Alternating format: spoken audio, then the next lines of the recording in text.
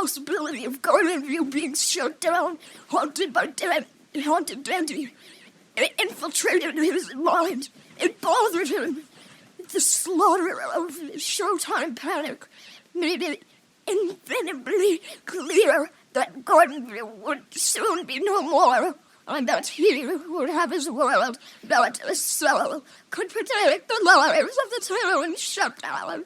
They'd be left to live. Times when it would be one of the few remaining that would actually conservate with the flowers. Dandy would hope that the knowles never reached him. Dandy would sometimes visit, mostly for supply requests, but was always open for conversation. Dial, however, always seemed uninterested. Danzifer believed that the toon had some kind of grudge against him. Of course, he would understand why. However, any decisions that Arthur and Delilah had made were influenced by himself. Getting visits to Dial were regularly, as they would each tunes occasionally, but recently it seems that it has mostly been Dandy doing the work. Dial never needed to question anything, as everything he thought would be answered by the star himself. And so he did. Danny arrived just like the usual of what was needed. Tenzinger of wanting to answer the several questions that lay on his head. It came out that Dandigus was never ready to let go of his role as the star. It was his life, his purpose. He knew nothing but an artificial world. You drew the Chris. The show would never be run again, but Danny, as insane as it is, Sal's plans to make a new show for himself. How absurd! New episode, new start, everything new. Dandy had it all planned out. It's very flawed plan, but no more Astro to separate dreams from the waking world. Dial wondered. With absolutely no influence of the founders themselves, how could this chance to finally taste stardom? Of course, I think you would be the perfect cameraman. Hey, maybe you can learn to edit. I just need the show to be completely monochromatic, just like the animation in the good old days. Of course. Nothing worth anything. He should have expected this. He never took Dandy's loyalty to exception. He was their favorite after all. Perhaps this is a wake-up call. Dial was practically the foundation of this place, and even then, it still all fell apart.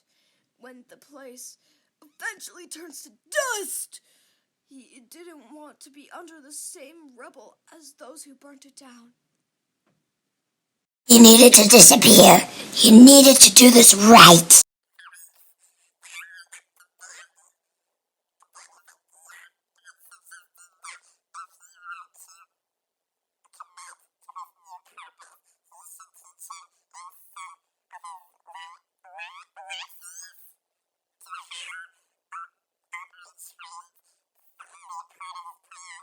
Manuals were given, tunes were taught, and he even got to meet some of the Newport stars.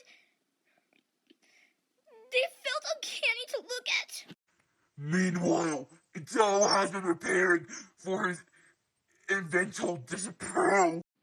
One day, however, the day of departure, Dandy found out.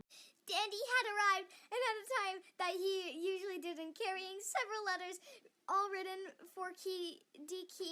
He believed that Dial would be the best tune at delivering them. He was met with refusal. Come on, do this for a pal.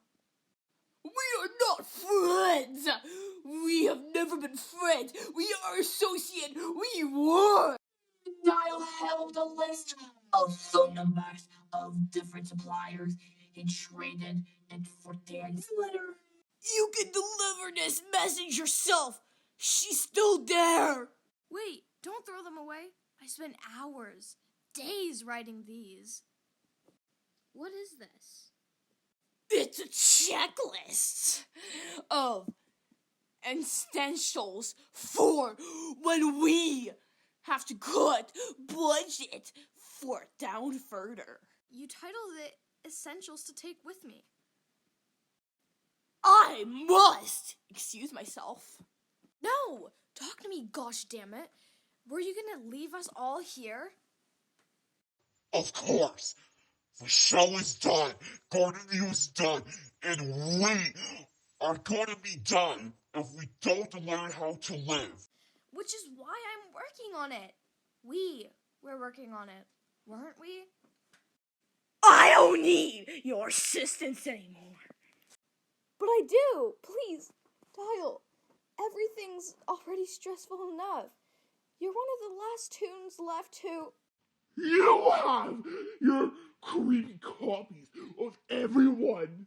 Isn't that enough?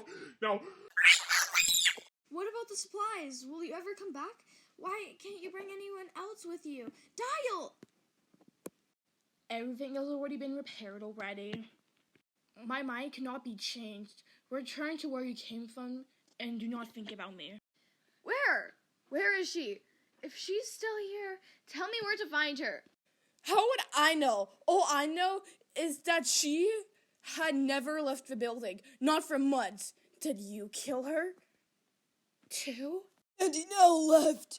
He may not have taken it well, but he'll have all the time in the world to cool down. Leaving his luggage behind, Dial had to confront Danny one more time. Danny won't let a single train stop. Even meant that Dial couldn't leave for a brief moment. Dial felt selfish for leaving everyone to fend for themselves, but Danny just had to remind him of why he was doing this. Both of them had so much represent of anger and attention, not necessarily for each other, but this terrible Danny's world. They fought and things got bloody. It happened again. There was nothing that either of them could do. Dial Timesley was dead. Then primitively locked away on his own floor. No more visitors, no more requests, and no more Dial.